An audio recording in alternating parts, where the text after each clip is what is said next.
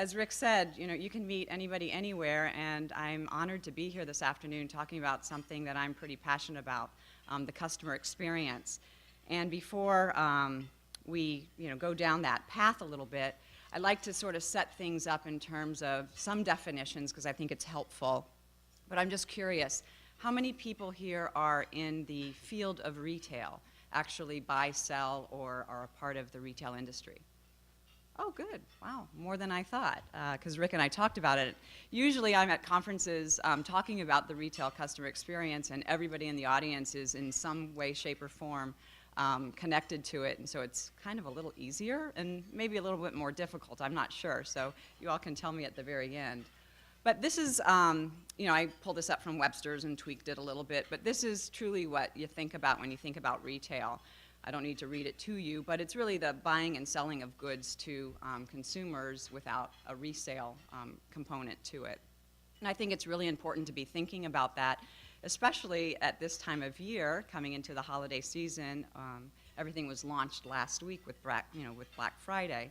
But what I'm not going to talk about today is actually price or convenience, because I think those are two things that are pretty ubiquitous in the retail experience today, and they're a given. But if you're truly a brand, and some of the things that I'm going to share with you today from my perspective around customer experience, those are not the things that you really shout out and are proud about. They're the things that you just do, and it's sort of a no-brainer. So I'm kind of a data freak too. I am a designer and I love design, but I also like to ground myself in data because I've been successful in my career on the corporate side, being able to balance not only the creative, but with also the bottom line and what it means to that particular business that I'm working with at any particular time. And these are some stats from this past week. So Black Friday, how many people actually shopped on Friday? Okay, that's really kind of along the same lines as what the data's saying. Actually, Black Friday's was down 13% this year to last year, and then last year it was down 17% to the year prior, and it's just been declining over the last 4 years pretty significantly, and a lot of that has to do with big box retailers or retailers in general are starting to do more promotions earlier in the season, and actually that's how they drum up business mostly all year long. Cyber Monday, how many people shopped online on Monday? A few more hands. Cyber Monday, up 21%, 21% over last year. I mean, that's huge. And the mobile device, so your handheld, the thing that we kind of wake up to and fall asleep with, that was up 55%. I mean, that's staggering. And 17% of that was the online percentage. The handheld was 17% of online sales. That's significant. I mean, that's growing. And Black Friday, Cyber Monday was 32% over over this year's Black Friday. So people are shifting. They're not running to the retailer, the physical retailer, as quickly as they're going online and shopping online and actually shopping more frequently with their mobile devices, whether it be a smartphone or an iPad or some kind of tablet. So those are just some grounding facts. This next slide is just a little history, which I like to think about when I'm talking to not only my past organizations, and this gets tweaked every now and then, but future organizations, and just something to think about if you think about what I call the modern retail timeline. The 1960s to 80s, so a 20-year period. That's when a lot of retailers that I'm not going to talk about today were actually born. Home Depot, Best Buy, big box retailing, Target. And a lot of that was driven by their growth to suburbs and more destination shopping, as well as working with brands that would help them move into the 90s with the deep promotions, pilot high, let it fly, everything's about a bargain, and you really want to drive sales that way. Well, that started shifting in the 1990s when the internet was born. I mean, can you believe it? It was just like 1994-5 when really the internet was becoming a more common word, language, experience. And the internet started to change everything. And retailers started thinking about, oh my gosh, what does the brick and mortar mean now with retail starting to sort of percolate online with the internet? A staggering statistics, between 2000 and 2013, actually in 2011, online retail sales topped the $2 billion mark. $2 billion. Internet. And it will increase by 13% this year. I mean, that's online, retail, shift, big changes happening in something that we used to only think about as a physical shopping experience or a destination. So here we are, 2013 in the Minneapolis Club, and about to sort of launch into what I think, from my perspective, what needs to be thought about in the retail space, the customer experience, being relevant, being authentic, and really being remarkable. Putting price and convenience as a given to the side as part of the fabric of who you are, but really thinking about what does that customer experience mean. Ready to take a journey? Good. So customer experience, the sum of all experiences the customer has over the duration of the time that they engage with your brand. Customer experience was used as a catchphrase for a very long time for CRM, for a marketing tool, a customer experience. We're going to really touch you through CRM. I see customer experience as all of the touch points that customer experiences through your brand, much like Rick just described through the appliance retailer that he dealt with today. Service, people, product, the physical, the online, the mobile, all of those touch points create that customer experience that in turn creates what I call advocacy or ambassadorship for that particular brand or those brands that you believe in. The best thing that a retailer can have today is somebody that is your brand ambassador, that doesn't work for you, but is working for you in a different way. They are saying, you must go here.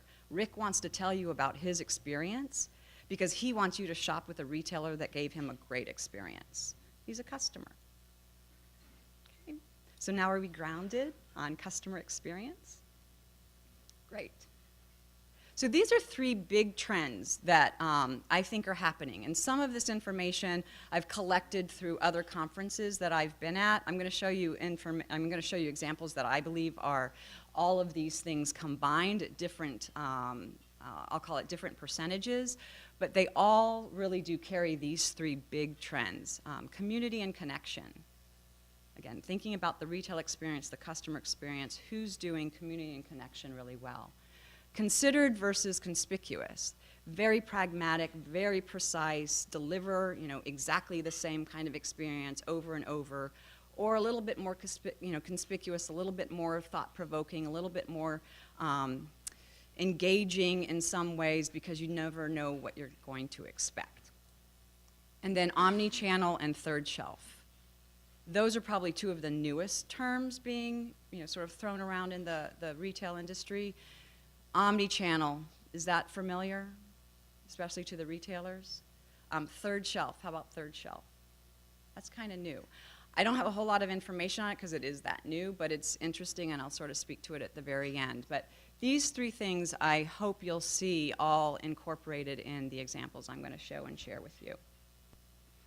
So of course, not that we planned it this way, but because Rick and I met with yoga, one of my favorite retailers of today, despite some of the issues that they've had in the press lately, is Lululemon. They truly create that community and connection with their customers in a way that is very authentic, very relevant, because everybody's a yogi in terms of wanting to really immerse themselves in that experience. Or you just might want to buy their yoga pants. but they do a really great job from a physical retail standpoint of making it relevant. On the left and right are two examples of physical retail stores where they actually move the fixtures aside, or they set up camp outside, or how, Rick and I met one of the instructors, they're connected to Lululemon, they will go and they will do yoga in different public places, because that is, they're bringing that community together, that connection together. So they're really transforming that space into other things when they're not selling product, so to speak. And they also stay very, very engaged with their consumer through their blog. Is anybody a Lululemon shopper? Few? If you're not, I just, again, all of these retailers that I'm going to share with you, I hope you do a little bit exploring afterwards. They have an amazing blog that keeps you literally, hour, second, weekly, however much you want to be engaged with in terms of what's happening in your community and just how they view the world through Lululemon eyes. And I was particularly struck by this next piece that they are sharing over the holiday season.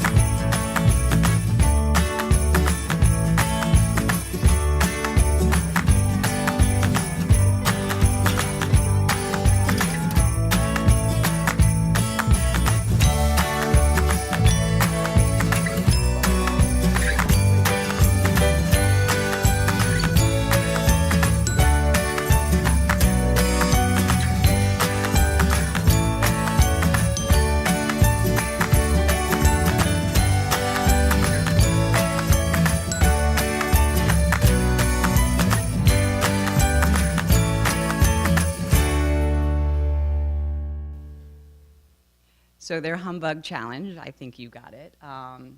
Acts of kindness, that is something that they truly believe in, and that's how they wanted to sort of extend their Lulu brand and gain advocacy through their extension of acts of kindness. I thought that was pretty awesome. Now we're going to get a little physical in terms of design. These are two other favorite retailers of mine, Apple on the left and Starbucks on the right. How many people shop Apple? Right. How many people drink Starbucks? Good, excellent. Store on the left is their Fifth Avenue store, which is underground. If anybody's visited it, it's pretty remarkable and incredible, but it is very precise. Even if you were to go into a mall-based store or the one in Uptown, you will feel like you're in an Apple store no matter what.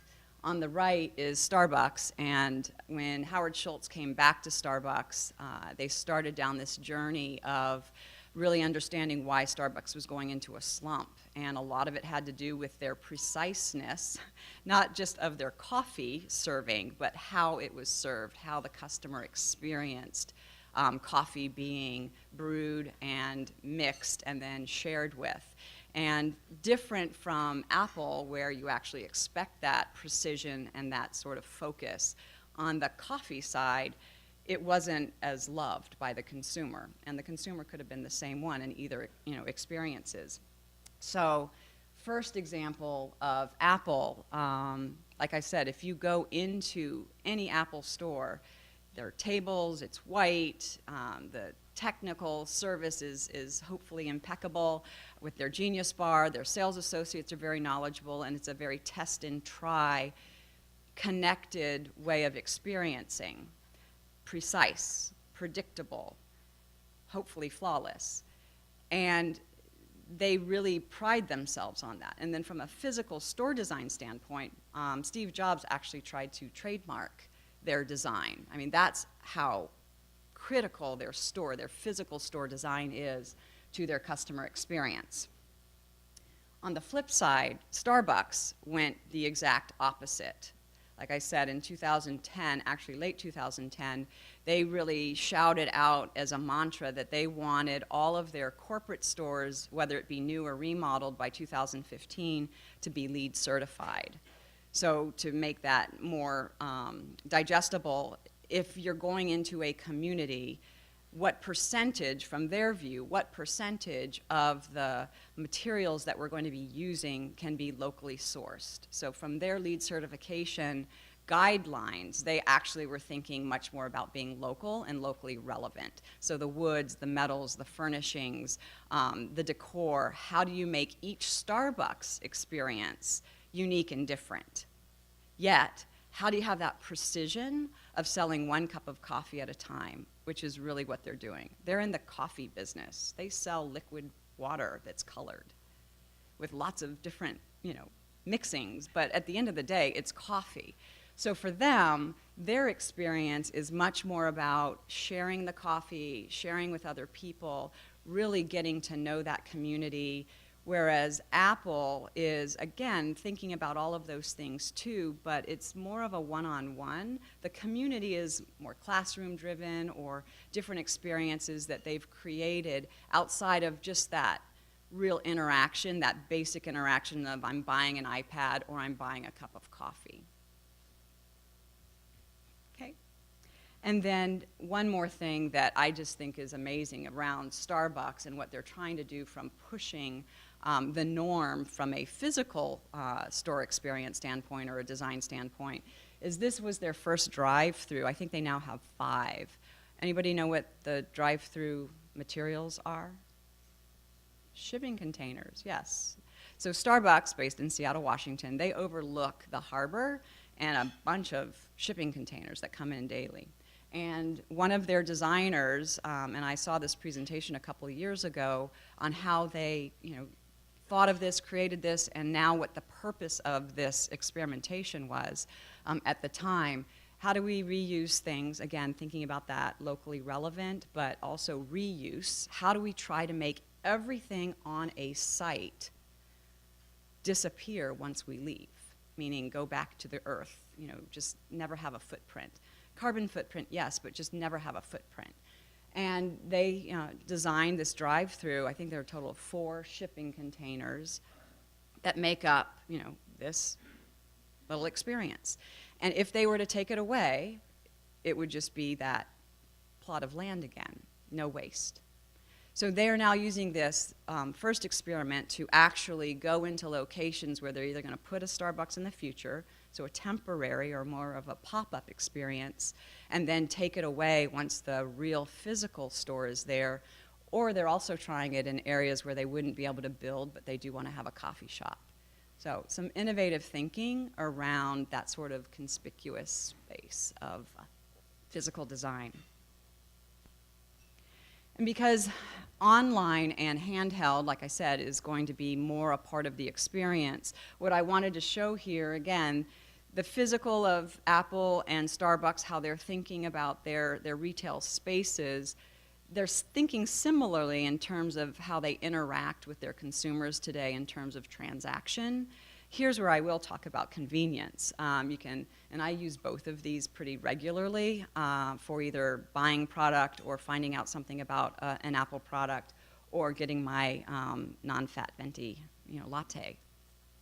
But this is very transactional focused. It's not as interactive as some of the things I'm going to show you next. But I'm interested to see how they actually, knowing some of the statistics around online, how they start thinking about this in a different way from a broader retail standpoint. Sephora.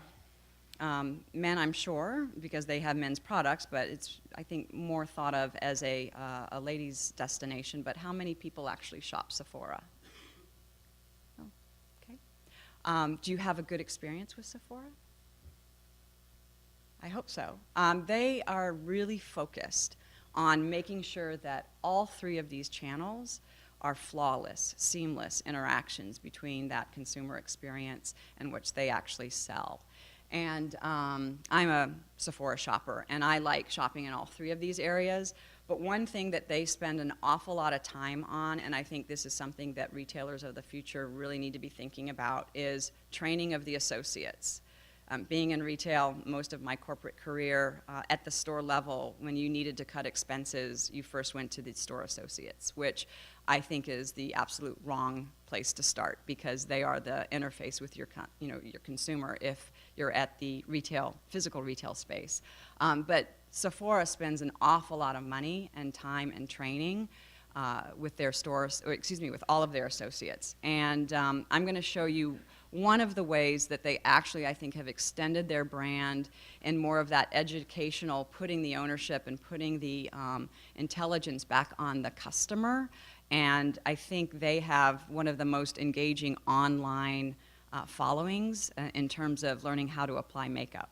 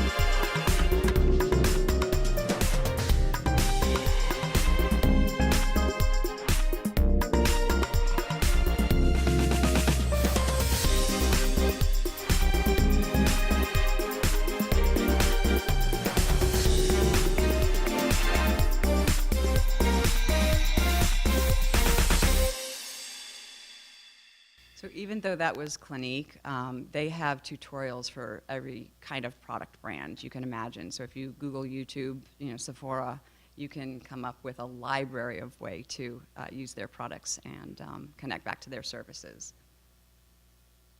The next brand I'm going to talk to you about or share with you is Burberry. And this is more about brands that really have a deep history and how they continue to reinvent themselves or just make themselves very authentic and relevant as they grow from 1956, when Burberry was founded, to today, 2013.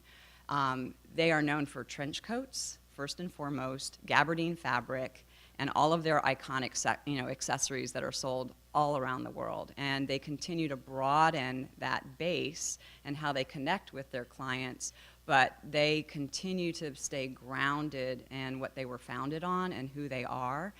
And I apologize that this next video is going to sound more like a Salesforce pitch, but Angela, she's speaking about how they've integrated this particular software into how they think about their model, and what she talks about on all of the channels I think is really relevant. So click off the Salesforce pitch and just listen to the content, because I think it is truly about where retail is going. We're challenging ourselves constantly to stay ahead of the curve.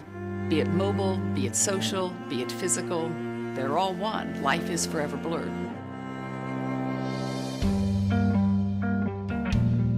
I grew up in a physical world, and I speak English. The next generation is growing up in a digital world, and they speak social.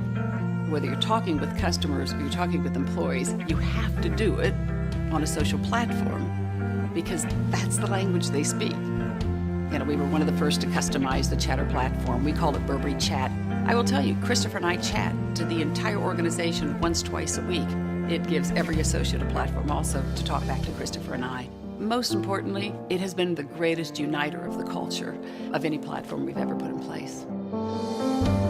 Now that we've worked with Salesforce and we've got this amazing platform in place, what we're starting to do now is really shift it over to the customer experience.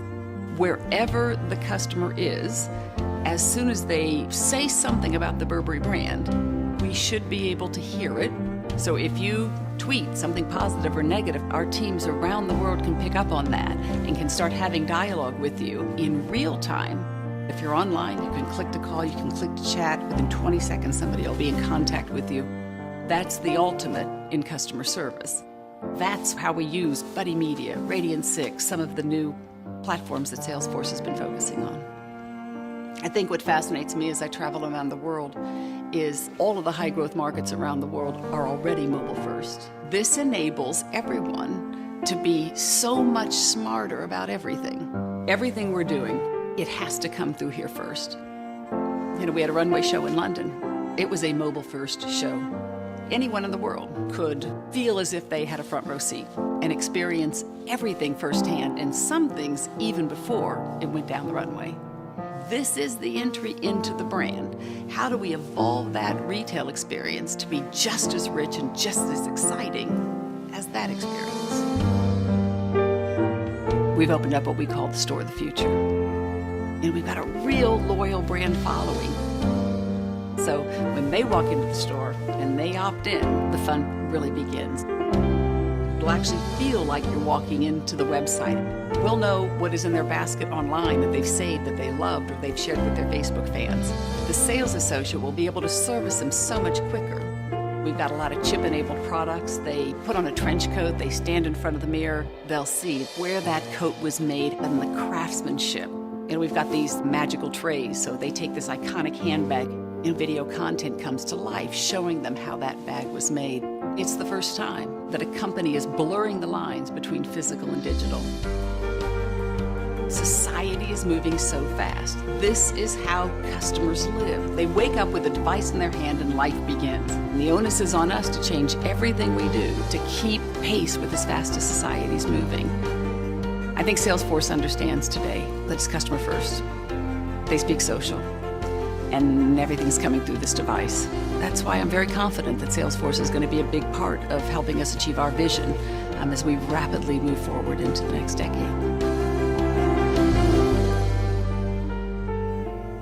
I said I didn't want to make it a Salesforce commercial, but I just thought Angela spoke really clearly and precisely in terms of how all of those different channels are connected and are making up that entire customer experience that I do think is the vision of the future in terms of how retailers are going to have to think if they want to be authentic and relevant and remarkable, not just average or ordinary, and not just about price promotion and driving more foot traffic that way. You want those ambassadors, and I think Burberry is doing a great job with that. A little tidbit, Angela's moving over to that other retailer, Apple, next year, so it'll be very interesting to see what she does as she heads up retail sales for not only the physical store but the online, so they're combining those two things together. So I may be, if I'm asked back again, talking about something very different next year. But this is something that Burberry's also doing, and they did it this past week, and it was fed out by all of their different social medias. They're doing delivery with their own little British cabbie that's clad in the Burberry finest and delivering packages on top and inside, and that's part of their customer service, being part of the Burberry family, so to speak. Okay, so I think all of the retailers that I spoke about, people were at least familiar with. I'm going to shift over to some smaller retailers that are doing some things that I've spoken about in terms of the three big trends. They're not multiple locations, and they tend to be one location but with a very connected experience to the city or the town that they're in, and some of it just has to do with the thing that they're trying to sell, which is more about the overall experience versus only product. So these next examples are really going to be more about authentic and remarkable. I have one more video, and then I'm going to try to link into some websites just to give you a flavor of what they're doing. And then I should be able to wrap it up so that you can ask me any questions. So the first one is Shinola. And what's interesting about Shinola, it's called Shinola Detroit. This is their store that they just opened in Soho. They actually have 3 physical locations. One's in Detroit, one's in Soho, and then one's in Kansas City. And what Shinola was in the early 1900s to about 1960 was a shoe polish. out of upstate New York. And what Shanola Detroit LLC did was they bought the name, and they're wanting to get back to roots and tradition, but they're kind of making up a story. Welcome to Detroit, the new watchmaking capital of America, where a long-gone industry is beginning its ascent. Here, in 30,000 square feet of Midtown. Using steel, leather, and labor to make watches of quality that haven't been made this way in this country for more than 40 years. It's an effort to retake our place, out on the factory floor. It takes work to return to form, but we're up for it, starting with the reinvigoration of a storied American brand and of this storied American city. We are also crafting hand-built bicycles and leather goods made with hides from America's oldest working tannery. We are doing this because we believe in the beauty of industry, the glory of manufacturing. We know there's not just history in this town, there's a future. It's why we came, creating a community that will thrive through excellence of craft and pride of work. Shinola, where American is made. Twist on Detroit, where America is made. But here's a brand that had a history, and now the name is turning into something more authentic and relevant from a hand craftsmanship standpoint, and being very local. You can find Shinola products actually in retail outlets and department stores, etc. But it's all about hand craftsmanship and truly that authenticity back to where it was made. Okay, so the next one I'm going to share with you is a company that's in New York, and it's just a one-stop shop, so to speak. It's called Story. And what they're doing is bringing a physical experience to the consumer differently. It's more like a magazine. It changes like a museum.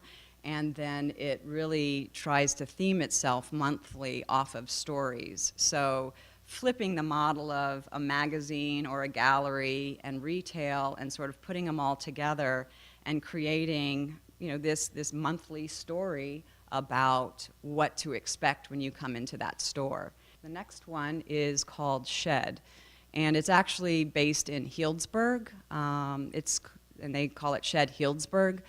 And this happens to be a place where people can eat, shop, gather, and learn. And it is a big glass and brick and wood shed. And it is pretty awesome. And I'm not going to flip to it, but I encourage you all to, search it out. They have a great online shopping experience as well, where they've curated products and services that, again, meet that customer need around seasonal favorites or things for the garden, the pantry, the kitchen. And they're very focused, like I said, on things that are relevant within that community. And the last one I'm going to talk about is something that's kind of near and dear to my heart, which is the little retail business I started back in June. I've always wanted to have a concept, and I thought it was going to be a retail concept, a physical retail concept first.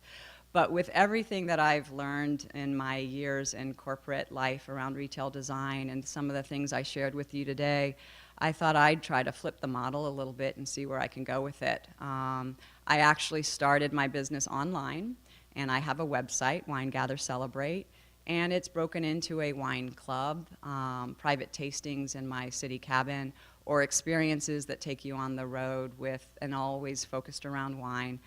Starting out in California with those travels, but also events that happen to circle and facilitate the wine experience. So I encourage you to take a look at that, and you can let me know what you think. And with that, I think this is the way we're going to be defining retail. I saw Doug Stevens speak in Vancouver earlier this year, and he's a futurist, and he was really talking about some big trends in retail in general. But this is something he said: the future will see consumers move between anywhere convenience and everywhere experience. The world is your store. And what I didn't talk about was the third shelf, which I think is going to become more and more relevant, especially after the online stats that I shared with you from the very beginning.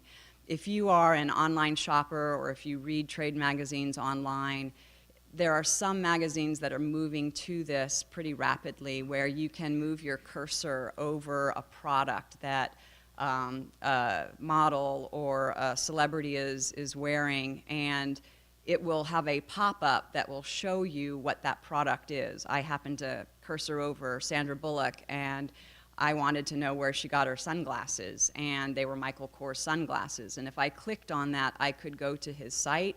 I could have purchased these sunglasses, I could have had them shipped to me, or I may have been able to pick them up in store, and that was my customer experience. That was my way of engaging not only with the publication I was reading, the celebrity I was admiring, but the product that I also wanted to covet and have. I got to, do that whole experience with just clicks. So that is something to think about in terms of the retail experience of the future. And with that, I think I have 7 minutes left. So, anybody have any questions? Thank you. The third shelf is going to be that space where you can click and experience anywhere. So the description of Sandra Bullock and the sunglasses that I was looking at, the particular magazine that I was surfing and reading, I could move my cursor over her, the glasses, and it took me on a journey to Michael Kors. That's kind of that third shelf. It's not tangible. It's that space that we don't know what it's going to be yet. Sure. Watches and bikes, how do they mix in a retail space? And for Shinola, it's really around the authenticity, the exquisiteness of each as a form and an object, but the execution in terms of its heritage, how it was made, and stamped and metals and all of that. It's really the craftsmanship that they're trying to play off of there. So, if they were to add hand-brewed coffee into that experience in a store, again, I think getting back to what they're trying to deliver from a customer experience and a product standpoint, those two items might not connect, but the way they're delivered, I think, does. I think it is. I think more, and I'm now a small business, I think being able to connect with your community is really important. I think having relevancy and giving me a reason to get out of, you all came to lunch today. I'm really excited because the weather could have kept you away. But there's something about this particular experience that everybody showed up for and wanted to have and do on a monthly basis. I think retail is the same way. Have really good IT support. No, seriously. I think that the head of IT, the CIO, is probably the second most important person on anybody's staff, especially in large corporations. He or she has to have the vision of what they're trying to deliver at the customer experience standpoint. And having been in lots of very large retail organizations, either through acquisition or fast growth, if you don't have somebody that's really strong in IT and understands what retail and customer experience is, you're probably going to fail. Sure, I'm rethinking that. Because I had a little, issue this morning, but no, the reason the company's name Share is a couple of things. It's a play on my name. I was called Share as a kid, and I added the E because I wanted to make it active, so sharing. And I've always been that connector, that person that shared not only stories and experiences, but I think a lot of my success in corporate life was the fact that I could connect with a lot of people, the finance guy and the IT guy and the merchant and marketer and operations, and really was able to make design and the customer at the center of all decisions. With wine, that's the product in terms of what I'm selling from a tangible product standpoint. The experience, whether it's through the wine club and its exclusivity, I do all of the curation, you can't find it at retail. It's really about me selecting wines and you trusting me. the gathers, you know, they're more intimate, 6 to 8 people in my home, which I call City Cabin, and I help conversation and getting people, you know, to know wines that they might not normally taste, and it's facilitated through a partnership with the distributors I work with, and it's not about selling their product, it's really about, you know, having that intimacy in somebody's home, shared experiences around wine. And then the Celebrate, I mean, I took people out to Napa Sonoma this past summer in August to celebrate one of my milestones, and they got to experience wineries and the environment like they never would have, because most of them had never been, and it was through my connection that afforded them that opportunity. So, you know, that's why I don't have that physical retail space yet, because I'm trying to do it with that connectivity and that community more than anything else. Thank you.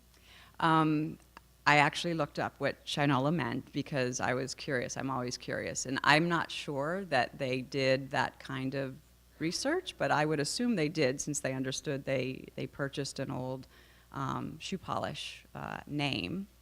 I had to unsubscribe to I don't know how many emails in the last week because an Amazon was the biggest culprit. Anything that they could sell me, show me, want me to buy, I think I was getting an email every few hours, and had nothing to do with me.